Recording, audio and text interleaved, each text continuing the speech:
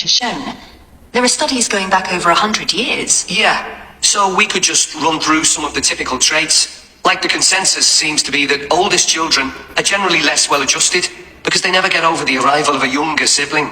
Right, but on a positive note, some studies claim that they were thought to be good at nurturing. Certainly in the past, when people had large families, they would have been expected to look after the younger ones. There isn't such a clear picture for middle children, but one trait that a lot of the studies mention is that they are easier to get on with than older or younger siblings.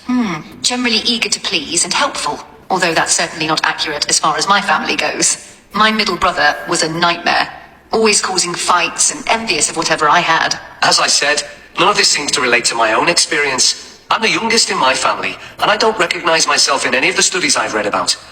I'm supposed to have been a sociable and confident child who made friends easily, but I was actually terribly shy.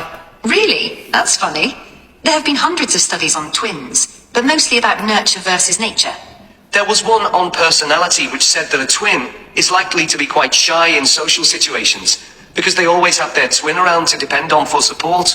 My cousins were like that when they were small. They were only interested in each other and found it hard to engage with other kids. They're fine now, though.